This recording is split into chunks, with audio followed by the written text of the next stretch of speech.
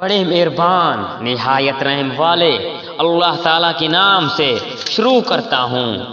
بلکہ یہ تو کہتے ہیں کہ ہم نے اپنے باپ داداؤں کو ایک مذہب پر پایا اور ہم انہی کے نقش قدم پر چل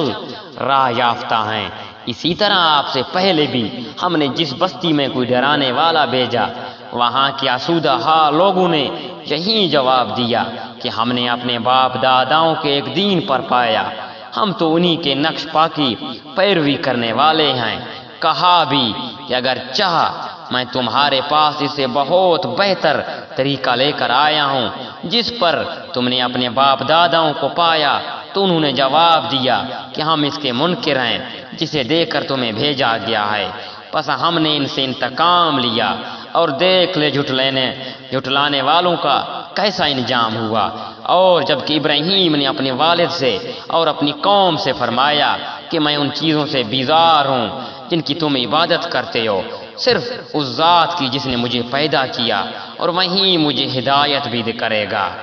اور اسی کو اپنی اولاد میں بھی باقی رہنے والی بات قائم کر گئے تاکہ لوگ باز آتے رہیں۔ بلکہ میں ان لوگوں کو اور ان کے باپ داداؤں کو سامان دیا، یہاں کہ ان کے پاس حق اور صاف صاف سنانے والے رسول آ گیا،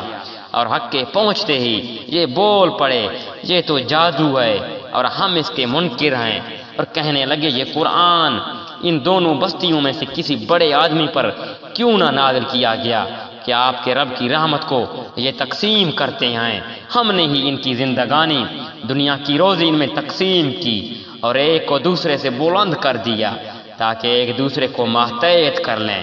جسے یہ لوگ سمیٹتے پھرتے ہیں۔ اس سے آپ کے رب کی رحمت بہت ہی بہتر ہے۔ اور اگر یہ بات نہ ہوتی کہ تمام لوگ ایک ہی طریقے پر آ جائیں گے تو رحمان کے ساتھ کفر کرنے والوں کے گھروں کو، چھتوں کو ہم چاندی کی بنا دیتے،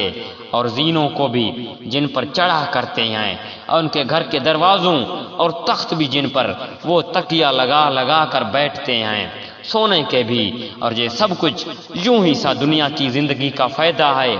اور آخرت تو آپ کے رب کے نزدیک پرہیزگاروں کے لیے ہے۔ اور جو شخص رحمان کی یاد سے غفلت کرے، ہم اس پر ایک شیطان مقرر کر دیتے ہیں، وہیں اس کا ساتھی رہتا ہے اور وہ انہیں راہ سے روکتے ہیں، اور یہ اسی خیال میں رہتے ہیں کہ یہ ہدایت یافتہ ہیں، یہاں تک کہ جب وہ ہمارے پاس آئے گا کہے گا کاش میرے اور تیرے درمیان مشرق اور مغرب کی دوری ہوتی۔ تم برا ساتھی ہے کہ جب کہ تم ظالم ٹھہر چکے تو تمہیں آج ہرگز تم سب کا عذاب میں شریک ہونا کوئی نفع نہ دے گا۔